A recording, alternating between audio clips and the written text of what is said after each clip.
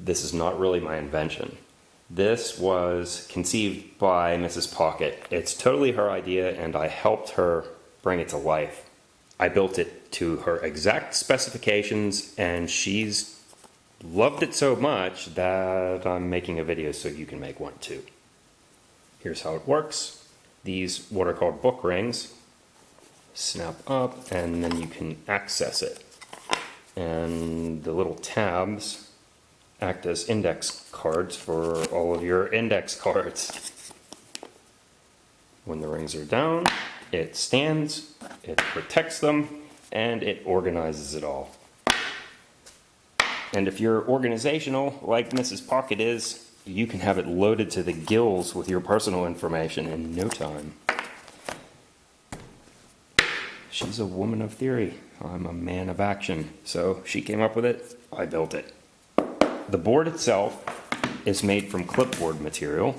You can come up with something else, I'm sure, but clipboards are pretty cheap.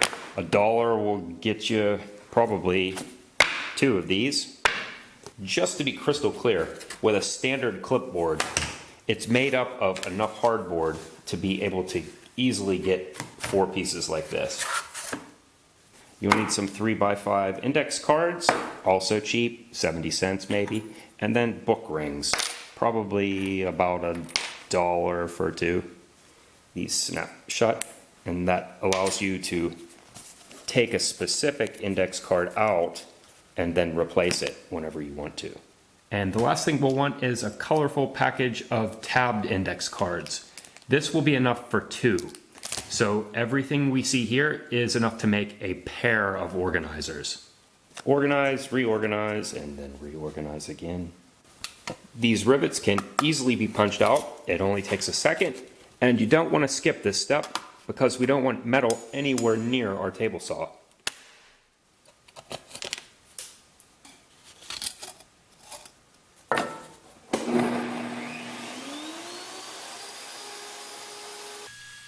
Hardboard is typically thought of as being a junk material, and it sort of is. But there's a trick to extending its life. The material is really porous, it's thirsty, and so you can impregnate it with a polymer, like polyurethane, and that will make it really durable. If you doubt its durability, consider that skee-ball. Remember skee-ball? The arcade game? Yeah, those were made from hardboard. Those balls lasted forever. The fact that hardboard is porous also means that it will readily absorb a stain, and we will make use of that a little bit later. For this new set, the material that I'm using is vinyl, left over from some old vinyl railing porch posts. For that reason, I'm cutting extra slow, so that I don't catch anything. But it should be noted that if you're using hardboard, you don't even need to use a table saw. You can just use a rule and clamp it down and cut it with a utility knife. Hardboard also sands really easily. It's kind of a nice product to craft with. That said, those of us who are lucky enough to use power tools can just use masking tape to clump 4 pieces together and cut them all at the same time.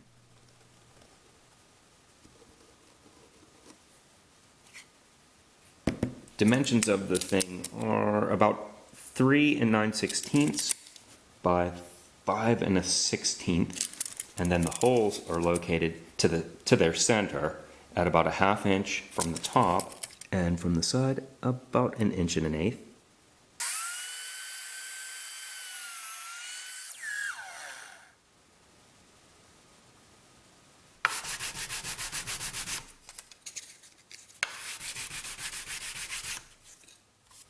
The index cards are almost exactly 5 inches. And so by sanding down a little bit from each side, starting with around 5 1/8, I end up with 5 1/16, which is only a 30-second proud of an index card on each side. Now that the hard part is over, we take our index cards, unopened, and our bundle of backing boards over to the drill press. Okay, real simple setup. We have a right angle clamped down. We're using a 1/4 inch Forstner bit. This side of the square represents the side, and this is our top. You already know the dimensions. And this is just a scrap piece of wood. Looks like I'm on. Just this one setup can be used for both left and right, and that applies to both the hardboard and all of the index cards. But the index cards are a lot more fragile, and so it's a bit of an art form to drill a hole through them. The secret is pressure. By clamping down forcefully on the whole deck of index cards, the individual cards don't know they're individual cards, and we just treat it like one solid chunk of paper pulp, like a piece of wood. Don't forget to brush, and with each plunge you want to clean it off so that the paper pulp that sticks to the drill bit doesn't tear up the insides of the cards. You'll probably only lose 1, maybe 2 cards at most with this method. Alternatively, now we can use our front and back covers to build a sort of sandwich, and this will enable us to drill out a smaller number of index cards.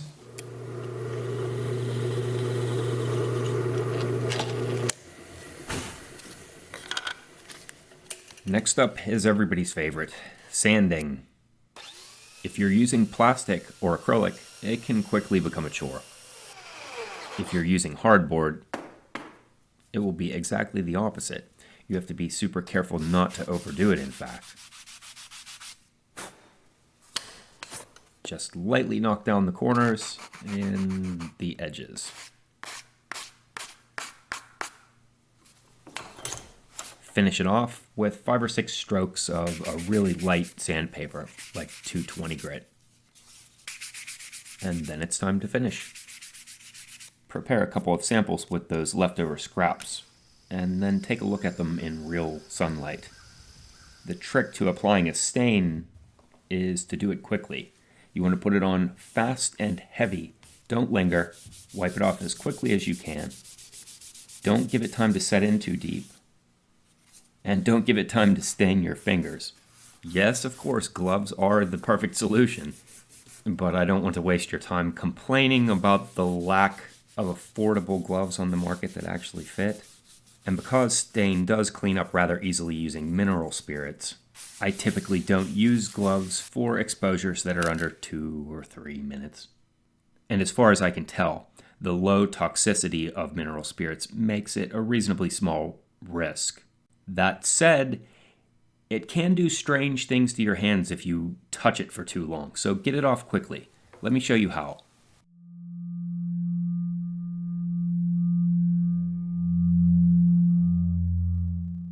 The 3 S's of hand cleaning are solvent, sawdust, and soap.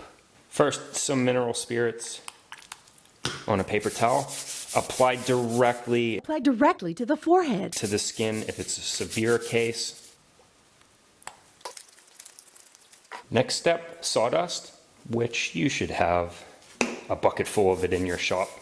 It's not just that it's absorbent, it's also abrasive, and it'll carry away just about any spill you can throw at it. And now, final step, heavily watered down dish soap. The great thing about this method is that it doesn't even require water. Remember what I said earlier about hardboard being thirsty? Now it's time to make use of that. Watch this in real time because it happens quickly. We're going to do this in real time. The polyurethane is absorbed right into the hardboard. And once it has cured, it will give it a nice, solid, durable, plastic-like finish. And watch this. Assembly is a snap. 2 snaps, really. We're aiming for a thickness of 1 inch total. So grab your rings, your index cards, and your tabbed index cards, which you have split into 2 groups.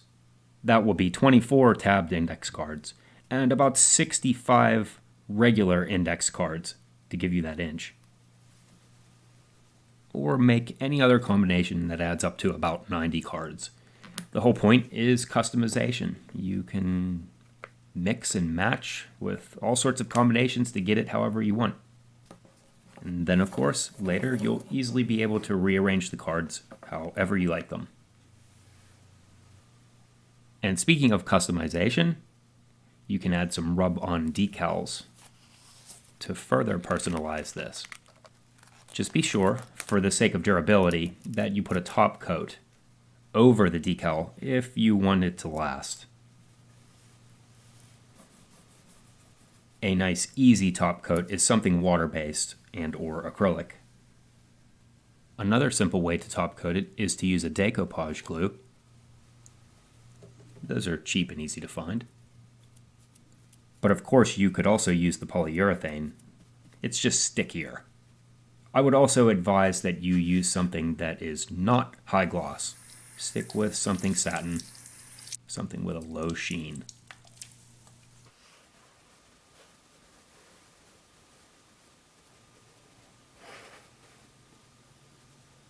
And there it is. Personally, organization's probably out of reach for me, but it might not be for you, so give this a try. We think you're going to love it. You're going to use it every single day. Every single day? Several times a day. Hey, who knows? Some of you just might. Okay, see you on the next project.